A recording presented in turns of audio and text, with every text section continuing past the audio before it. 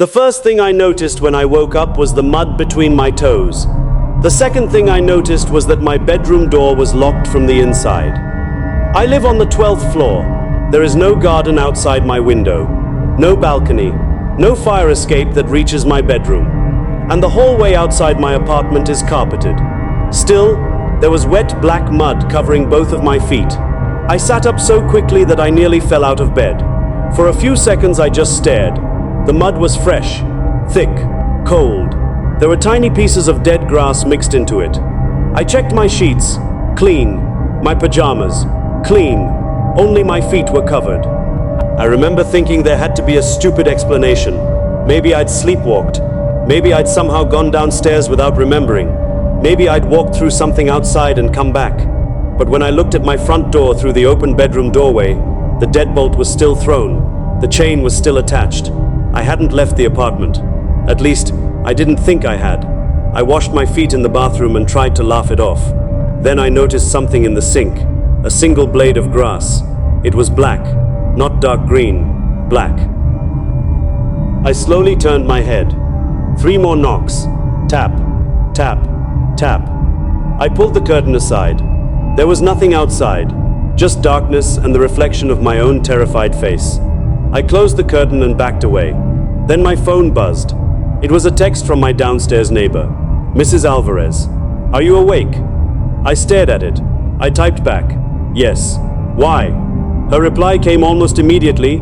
Do you hear someone walking across the ceiling above my bedroom? Except I lived on the top residential floor. Wet. Something was walking across the ceiling above my bedroom. Except I lived on the top residential floor. A long, heavy scrape. I didn't move. Mrs. Alvarez texted again. Don't open your door. I called her. She answered on the first ring. Her voice was barely a whisper. Listen to me. Don't look through the peephole. Why? I did. There was a pause. Someone was standing outside. My stomach tightened. Who? I don't know. Her voice cracked. It was facing my door. I waited. Then she said something that made the blood leave my face. It had mud on its feet. I didn't speak, neither did she. Finally, I whispered, how long was it there? I heard footsteps go upstairs. I swallowed. I'm on the 12th floor. I know. The call ended. I stayed awake until sunrise. Nothing else happened. When the sun came up, I convinced myself fear had filled in the gaps. I went downstairs. Mrs. Alvarez was standing in the lobby wearing a gray robe and holding a kitchen knife. She looked exhausted. She was 70, short, and normally impossible to intimidate. That morning she wouldn't meet my eyes. She looked toward the elevator. I've lived here 22 years. I know. This building used to have 13 floors. I frowned. Used to? She nodded. The 13th floor was removed before I moved in. I almost laughed. That's not how buildings work. I know. She stepped closer. There was an old maintenance level between 12 and the roof. Nobody talks about it anymore. I asked why. She said, because people disappeared there. Before I could respond, the elevator doors opened. Nobody was inside, but there was mud on the floor. Fresh mud. A trail of footprints led out of the elevator. They stopped directly in front of me. Both footprints were bare, human. The doors were locked. On the other side was the street. There was no mud outside, no rain, nothing. I looked down at the final footprint. Something was scratched into the mud. 2 words, come down. I should have walked away. Instead, I went upstairs. I don't know why. Maybe I needed an explanation. Maybe I was angry. Or maybe some part of me already knew that whatever had entered my apartment wanted me to follow it. That night, I put flour across my bedroom floor. I locked every door. I placed my phone beside my pillow and stayed awake. At 3:17 a.m., the lights went out. I heard breathing. Something whispered my name. It sounded exactly like my own voice. I heard breathing. The flashlight came on. Nothing was under the bed, but the flour on the floor had footprints in it. They started at the bedroom door. They crossed the room. They stopped beside my bed, and then they continued up the wall. I stared as another footprint appeared. Then another. Something invisible was walking vertically toward the ceiling. I ran. I didn't stop until I reached the hallway. Mrs. Alvarez's door opened across from me. She was holding the same kitchen knife. I knew it would happen again, she said. What is it? She looked. 23 years earlier, her husband had worked maintenance. One night, He heard footsteps coming from the sealed maintenance level. He went upstairs to investigate. He came back 3 hours later. At least, that's what she thought. He stood outside their apartment door, covered in mud. He didn't speak. He just smiled at her. Then he walked away. She never saw him again. "That's impossible," I whispered. "I know." She handed me a folded piece of paper. It was old and yellow. A maintenance map.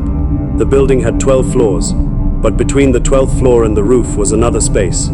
A narrow level marked only with one word, K. There was a handwritten note. "It learns the shape of people who enter." A sound came from the stairwell. One wet footstep, then another. Mrs. Alvarez looked at me. "Don't let it see your face." We backed into her apartment. The footsteps stopped outside.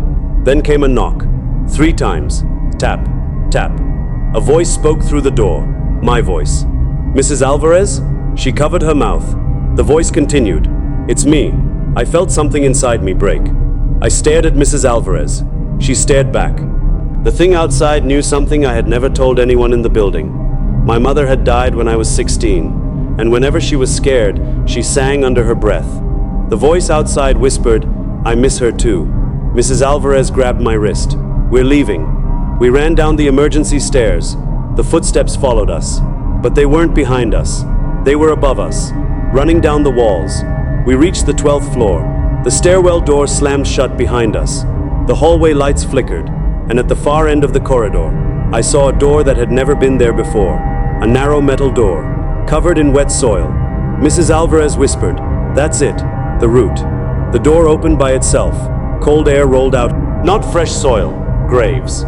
Inside was a staircase going down. Down from the 12th floor. I knew it made no sense. I went anyway. Mrs. Alvarez followed. The staircase ended in a huge underground chamber. There were roots covering the walls, thousands of them. They moved slightly, even though there was no wind. In the center was a shallow pool of black mud, and beside a figure stood at the edge of the chamber. It looked like a person, almost. Its body was thin and wet, as if it had been pulled from the ground. Its face kept changing. Mrs. Alvarez's husband, a stranger, my mother, me. Every face lasted only a second, then it stopped on mine. It smiled. "You came back." I couldn't breathe. "I've never been here." It tilted its head. "You have." And suddenly I remembered, not everything, just flashes. Being 6 years old, standing in a dark basement, my mother's hand around mine, her singing, a door opening, mud on my feet, then nothing. I had forgotten. The creature stepped closer. "You left your fear here." I understood. The root didn't hunt people. It kept them. It learned them. Every person who entered left something behind. A memory, a fear, a piece of themselves. And eventually, it could build a copy. The creature reached toward me. I grabbed the nearest object from the floor. My mother's old silver necklace. I didn't know how it got there, but the moment I touched it, the creature screamed.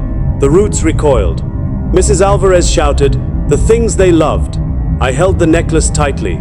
The creature backed away. For the first time, it looked afraid. I ran toward the staircase. The strange door had disappeared. So had the mud. For several weeks, nothing happened. I moved out of the building. Mrs. Alvarez moved in with her daughter. I threw away my old shoes. I stopped sleeping with the curtains open. I stopped looking at reflections for too long. And I never again assumed that forgetting something meant it hadn't happened. But there is one thing I still can't explain.